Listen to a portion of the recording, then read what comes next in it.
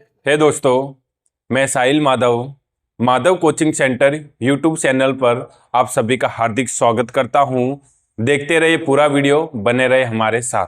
आज मैं आपको एक छोटे से टॉपिक संज्ञा के बारे में बताऊंगा। वैसे तो आप लोग संज्ञा के बारे में जानते होंगे, फिर भी एक छोटी सी हमारी पहल रहेगी कि आप इस वीडियो को पूरा देखें और संज्ञा को समझें। यानी हम शब्द लेते हैं संज्ञा।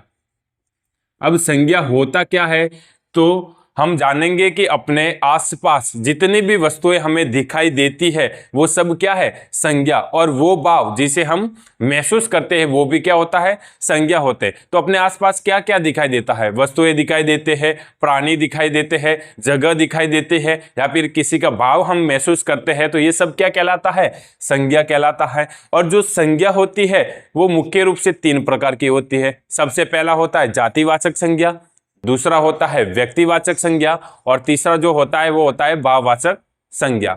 अगर हम बात करें कि इन तीनों भावों को यानी इन तीनों संज्ञाओं को कैसे समझेंगे, तो सबसे पहले हम देखेंगे कि हम यहाँ पर 3 नाम लेते हैं। एक नाम ले लिया राम, दूसरा हमने ले लिया भरत, और तीसरा हमने ले लिया लक्ष्मण।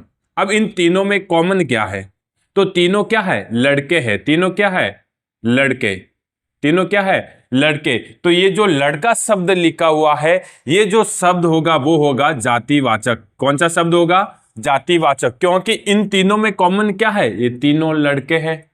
तो ये शब्द जो बनेगा वो बनेगा जातिवाचक। और इन तीनों लड़कों के जो नाम हैं, राम, भरत, लक्ष्मण, तो ये जो नाम है वो हो जाएगा व्यक्तिवाचक संज्ञा। क्या बन जाएगा, व्यक्तिवाचक संज्ञा। और मान लो इनका ये तीनों जो लड़के हैं वो कैसे हैं, ईमानदार है।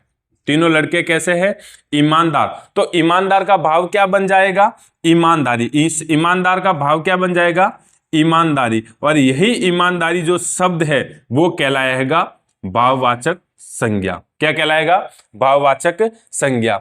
यानी कि अपने आसपास जितनी भी वस्तुएं हमें दिखाई देती है वो सब क्या है, संज्ञा है। और जो जिसे हम महसूस करते हैं वो सारे भाव भी क्या है, संज्ञा है। वो सब भाववाचक के अंदर आएगा। जैसे मैंने यहां पे लिखा मित्र, ठीक है, तो ये जो मित्र शब्द है वो जातिवाचक में आएगा, और मित्रों का जो नाम होगा वो व्यक्तिवाचक में आएगा। और इन मित्रों के में कौन सा गुण पाया जाता है मित्र शब्द से, तो वो बनता है मित्रता। और ये जो मित्रता शब्द है वो बन जाएगा भाववाचक संज्ञा। तो इसी तरह बने रहे हमारे साथ, और हमारे YouTube channel Madhav coaching centre को सब्सक्राइब करें और जुड़े रहे हमारे साथ। Thank you.